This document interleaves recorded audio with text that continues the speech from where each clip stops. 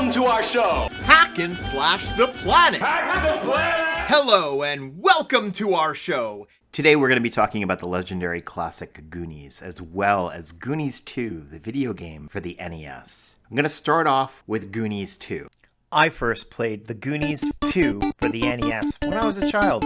I actually loved this game. And it took me a while to actually realize that this was the Goonies, like the same Goonies from the movie, where I know this might be apparent to some of you, but I just didn't put the pieces together as a kid. I'll be straight up with you.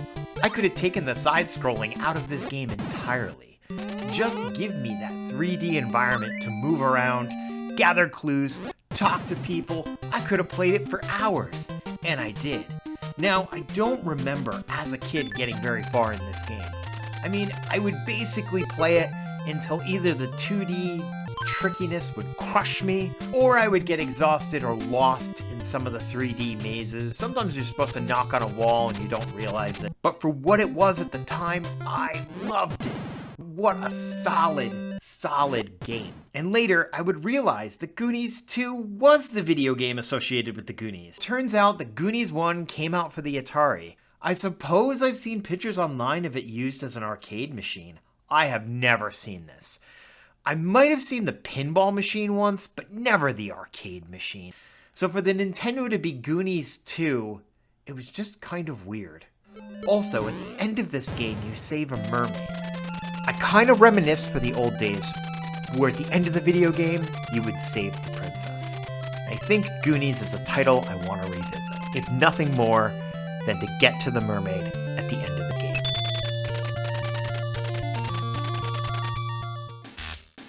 Oh my goodness, Goonies? Goonies? Goonies? To me, this movie represents my childhood in the 80s. It's vulgar, it's wild, it's unique.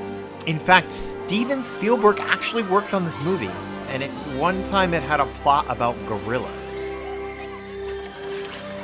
I remember the day that me and my cousin went to go see the Goonies at the movie theaters. After it was over, my mom and my aunts insisted on going out for drinks. We went to an establishment called Roy Rogers. Want to take a guess at someone who once worked at a Roy Rogers? As my mom and my aunts would begin the night of drinking, me and my cousin would also drink. Shirley Temples, of course. How many Shirley Temples did we drink? As many as we possibly could. We would go total God mode on Shirley Temples. And when we reached the absolute sugar high, we began swashbuckling. You know what I'm talking about. Taking those little sword toothpicks right out of the cup, poking into each other like psychotic little Yoshimitsus.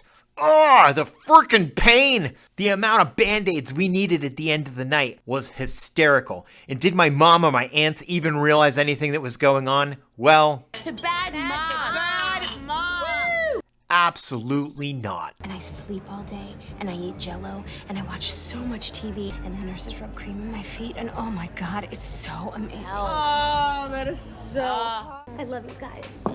Oh, dude. We love you. Goonies was amazing. I loved it. An absolutely excellent film. It's also one of those films that I love watching because when the guys are hanging out, they're hanging out. It makes you feel like you're part of the group. It makes you feel like you're part of the team. The character Data is supposed to be representative of 007, and he absolutely brings that feel to this movie. He's got a suit filled with booby traps that are utilized to stop the bad guys. Mal's character is a loud-talking brat, but he pays off big time, allowing them to read the Spanish map. As a kid, I felt like Chunk.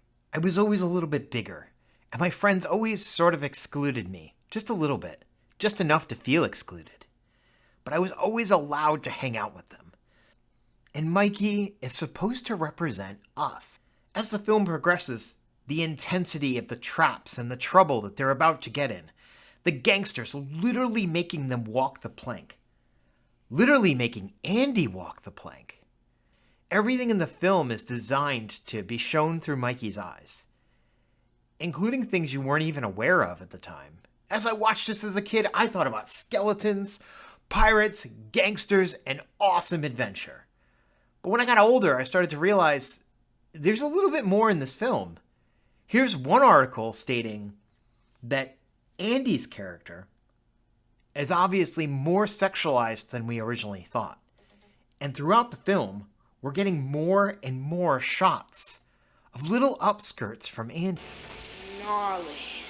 Now, this is something I don't want to really harp on too much for Goonies, but I must say, after a rewatch, I see where the article's coming from. It's linked below. I've personally counted more than 6 upskirts in this film. And not to go on a tangent, but I think it's time I warn you, we're about to go down a rabbit hole, you hacker elites. Don't ask. And I looked up Kerry Green on the internet. She had done a couple other actual films. I just figured I'd look into them. Summer Rental with John Candy? I freaking love John Candy. How have I not seen Summer Rental? Well, turns out Summer Rental is about pirates! What is going on? Now, not directly about pirates, but there's a pirate in the movie. At the end, they have to sail a ship in the regatta, or some kind of boat race. Sorry, I'm paraphrasing here. But they hire a pirate to help them, and this dude is a legitimate pirate. So now I'm looking into this film even more. I'm thinking, Kerry Green doesn't have much of a role here. Maybe I'll just try and find scenes she was in. And boy, I tell you, I found one. Please call now. I'll be at the beach later, okay? Daddy, wait, I gotta get my stuff from the car. What do you think you're going to the nude beach? Gnarly. Also, in the 80s, she did a movie called 3 for the Road, where she eats with her feet. Okay, that seems pretty basic. Oh, there's one more 80s movie here. It's a movie called Lucas. It looks like she's a cheerleader from what I can tell, so you know I had to check this out too. Looking into Lucas further, I found out that it's a genius kid who's in love, infatuated with a girl, Kerry Green's character. Then I came across this scene, which for copyright reasons I can't use the correct music.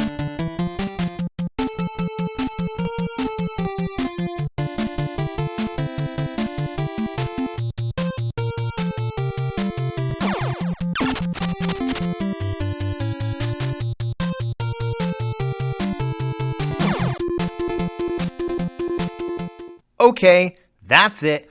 I'm completely convinced that the 80s had an obsession with Kerry Green upskirts. Also, how did I miss Summer Rental and Lucas? I would recommend both of these as extra homework to you hackers. I just want to close by saying the 80s was a pretty bonkers time. But as a kid, enjoying these movies in the 80s, and a grown-up re-enjoying them today, I've got to say, they don't make them like they used to. Don't you realize?